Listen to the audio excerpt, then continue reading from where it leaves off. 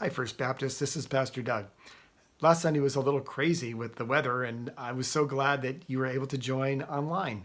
It was good to see that there was quite a number of you that joined in, and I appreciate the chat to see who's there. And I encourage you as you go online at different times, use that chat feature and respond to others who chat and just make it seem a little bit more interactive than just you watching something happening on a screen.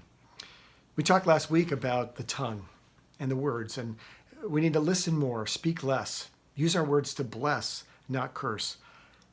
It's hard to control our tongue.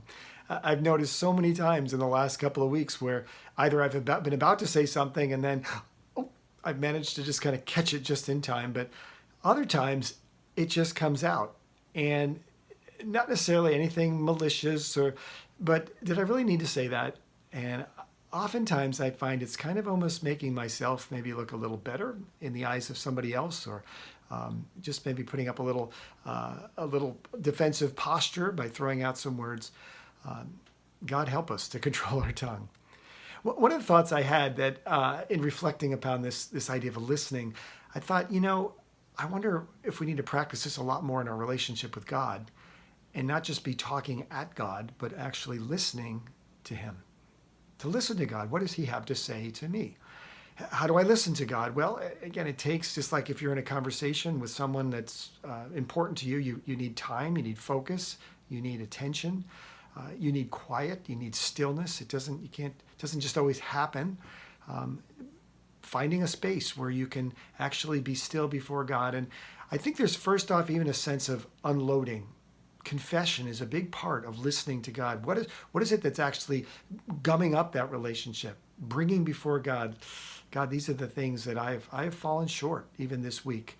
And would you forgive me for that? And I receive your forgiveness and restoration of that relationship.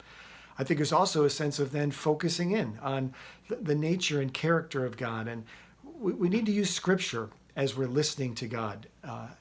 God has given us His Word. He's given us His Word in the Old Testament and the New Testament. All of Scripture is profitable and useful. It isn't just about randomly opening the Bible and sticking our finger and say, well, hope God will say something to me today. Well, can He do that? Yes. Does He do that? Yes. Is that normative? No. Normative is know the Scripture, study the Scripture. That's why I had suggested starting the year with a gospel, being really familiar with the words of Jesus, the practices of Jesus. Allow those to speak. And as we listen, then respond. It's the old adage, use it or lose it. If we don't use it, the ears of our heart, the eyes of our heart to see and hear what God is saying and doing in us, it grows more calloused and more difficult if we don't actually put into practice what we've heard Him say. Look forward to seeing everybody this week. We're back in James, and we also have our quarterly business meeting. And whether you're a member or a regular attender, I encourage you to stay. We'll have an abbreviated coffee hour, and stay and just get some updates on the life of the church. It's an important time to be together, and we do it basically once a quarter. So we'll see you on Sunday, and have a great rest of your week.